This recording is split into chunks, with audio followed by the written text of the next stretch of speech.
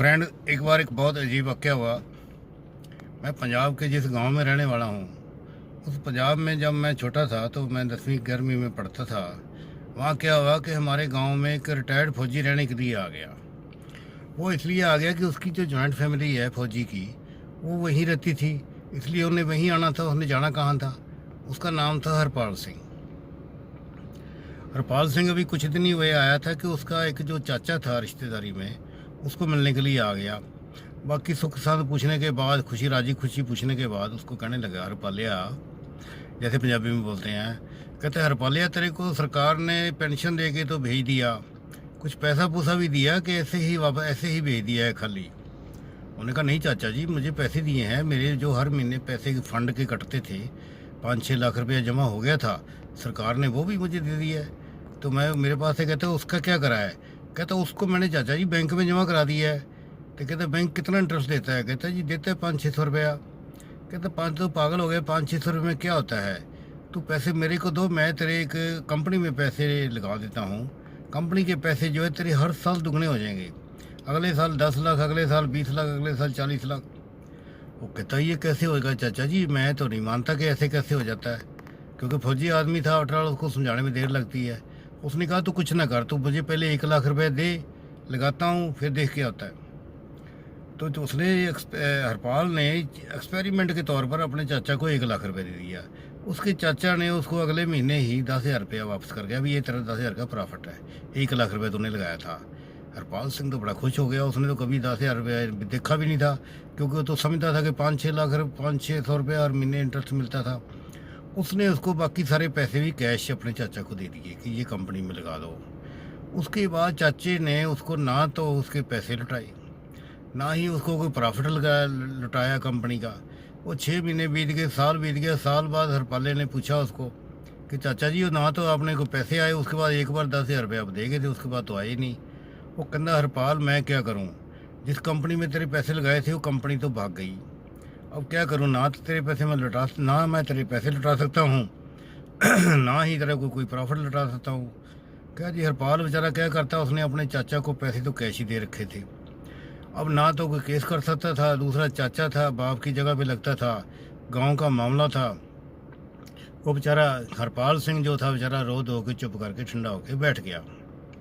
उसके बाद क्या हुआ, जैसे वक्त बीता, हरपाल सिंह को सरकार ने एक बैंक में सिक्योरिटी गार्ड की नौकरी दे दी। तो हरपाल सिंह बैंक में सिक्योरिटी गार्ड लग गया, वहाँ नौकरी करता रहा। वहाँ अच्छी सैलरी मिल जाती थी। जितनी सैलरी उसको मिलती थी, उसमें से जितनी खर्च होती थी घर परिवार के लिए, वो खर्च कर लेता था। बाकी जितनी बच जाती थी वो अपने बैंक में जमा कराता रहता। जैसे टाइम बीतता गया, बैंक ने भी उसको रिटायर कर दिया। बैंक ने रिटायर करा, तो बैंक ने भी जो उसका फंड वगैरह कटता था वो दे दिया सारा, और उसको कम से कम 20 लाख रुपये दे दिया। 20 लाख रुपये ले गए। हरपाल सिंह फिर उसी गाँव में आ गया। उसी गाँव में आके फिर रहने लग गया। फिर वहाँ गांव का बहुत बड़ा एक भारी जमींदार था, उसकी वो बिजनेसमैन भी था, बड़ी फैक्ट्रियाँ थी उसकी, काफ़ी उसकी कमर्शियल उसकी दुकानें भी थी। उसने एक दिन उसको मिला, उसके साथ उसकी नमस्ते नमस्ते हुई हरपाल सिंह की। उसने कहा, हरपाल सिंह तू मेरे पास आ, कभी क्या करता है आजकल? कहता जी मैं बैंक से रिटायर होके आ गया, अब तो मैं यहीं रही था, यहीं गाँव में रहता हूँ। तो उसने बिजनेसमैन ने कहा कि तेरे को बैंक ने कोई पैसा पूसा भी तो दिया होगा, उसका क्या करा है? उसने कहा जी पैसा मुझे, उसने क्योंकि बहुत बड़ा बिजनेसमैन था, उसके साथ वो सारी उसने मन की बात कर ली कि ऐसे है जी कि मेरे को 20 लाख रुपए मिला था। तो उसको भी वो चाचा ही बोलता था, कहता चाचा मैंने बैंक में जमा करा दिए। कहता तू पागल हो गया, तू ना ये पैसे मेरी कंपनी में लगा। मेरी कंपनी 50 साल पुरानी है, इस गाँव में रहते हैं हम, जद्दी पुश्ती रह रहे हैं, हम कोई भागे जा रहे हैं? तेरे को जितना बैंक से इंटरेस्ट मिलता है, 4 गुना बैंक इंटरेस्ट जो है मेरी कंपनी देगी। हरपाल सिंह कहता जी इस बार नहीं मैं देता, क्योंकि मेरे साथ मेरे चाचा ने धोखा करा था। मैंने पैसे कैश दे दिए, ना तो मैं केस कर पाया, मेरा 5-6 लाख का नुकसान हो गया। जो बिजनेसमैन कहने लगा, तो ऐसे कर, जो भी तेरे को प्रूफ चाहिए सभी प्रूफ मैं तेरे को लिख के साइन करके दे दूँगा। तो मैं वो हरपाल कहने लगा, हाँ ठीक है जी, ये तो बात ठीक है, आपकी तो बड़ी पुरानी कंपनी है। हरपाल सिंह अपने शहर में गया, उसी बैंक मैनेजर को मिला। बैंक मैनेजर ने जो अपनी बैंक मैनेजर का जो प्रोसीजर होता है वही बता दिया। उसने कहा देखो, तूने एक तो पैसे इसको कैश नहीं देने, सारे चेक के थ्रू बैंक ट्रांसफ़र होनी चाहिए, प्रूफ होने रखने उसके चेक के। दूसरा, उनके साथ एक एग्रीमेंट लिखा ले कि ये मैं चेक दे रहा हूँ, वो लिख के दे देगा बिजनेसमैन कि मैंने चेक रिसीव करे और मैं चेक इनके इतना इंटरेस्ट लुटाता रहूँगा, एक एग्रीमेंट बना लो।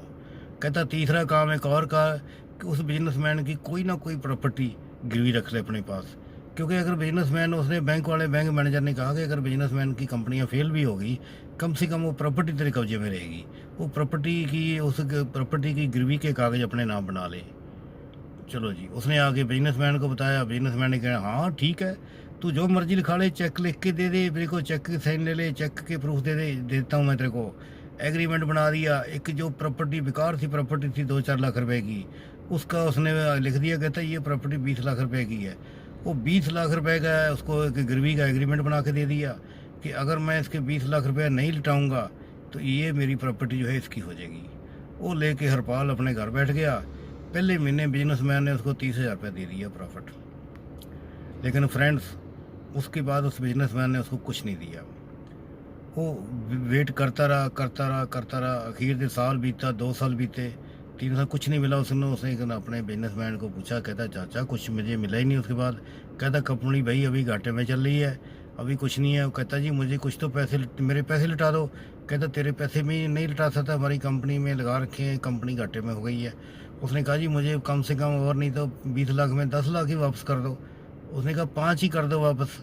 उसने ये कहा अल्टीमेटली कि मुझे कम से कम 1 लाख ही वापस कर दो।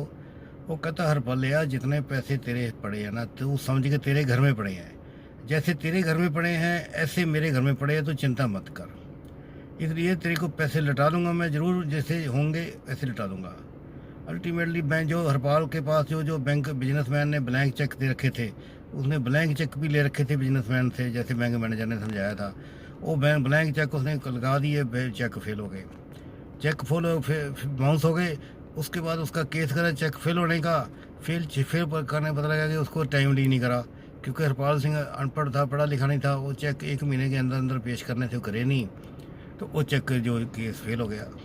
दोबारा फिर बिजनेसमैन के पास जाके रिक्वेस्ट करी, कुछ बंदे इकट्ठे करके गांव के ले गए, तो उसने बिजनेसमैन ने 2 चेक उसको और दे दिए। 2 चेक दे दिए, एक और साइन करके। वो चेक दूसरे थे वो भी फेल हो गए। फिर उसने जो हरपाले ने केस कर दिया उनके ऊपर, कि जो कोर्ट में केस कर दिया जिनके चेक फेल हो गए। कोर्ट ने नोटिस भेजा, उसने रिसीव नहीं करा। कम से कम दोस्तों मैं देखता रहा हूँ कि 10 साल तक वो कोर्ट के जो सम्मन है वो आगे बिजनेसमैन को जिसने पैसे देने थे हरपाल सिंह के, उसको रिसीव ही नहीं हुए। और जो हरपाल सिंह है, हर महीने बेचारा कोर्ट कचहरी में जाके खड़ा रहता था अकेला ही, सुबह से लेकर शाम तक धूप के अंदर, कि कहीं पेशी ना लग जाए, आवाज़ ना आ जाए। ना तो पैसे देने वाला आता था, ना पैसे देने वाला का वकील आता था। हरपाल सिंह का खुद का अपना वकील भी नहीं आता था। तो धक्के खा के बेचारा परेशान हो गया। ये बात देख के मुझे याद आई हिंदुस्तान की गवर्नमेंट की, कि कैसे यहाँ एक बिजनेसमैन विजय माल्या 9,000 करोड़ का पैसा लेके इंग्लैंड भाग गया, और सारे लोग हैरान है कि ये कैसे भाग गया। तो दोस्तों तभी मुझे हरपाल सिंह की याद आती है कि जैसे हरपाल सिंह के पैसे लेके वो बिजनेसमैन भाग गया था, उसका चाचा भाग गया था, इसी तरह ही हिंदुस्तान की गवर्नमेंट क्योंकि बड़ी है, इनके पैसे लेके इंग्लैंड भाग गया। और वो इंग्लैंड की कोर्ट में हिंदुस्तान की गवर्नमेंट चक्कर लगा रही है कि वो माल्या कब वापस आएगा, उससे पैसा वसूल करेंगे। वो अभी तक नहीं वापस आया। सो दोस्तों ये कहानी है कि ये जो पैसा जिसकी जेब में होता है, ये पैसा किसी का मित्र नहीं है। पैसा जिसकी जेब में होता है उसी का होता है। यह है मॉरल ऑफ द स्टोरी। अगर आपको अच्छी लगी ये कहानी या मॉरल अच्छा लगा तो इसको लाइक कर देना।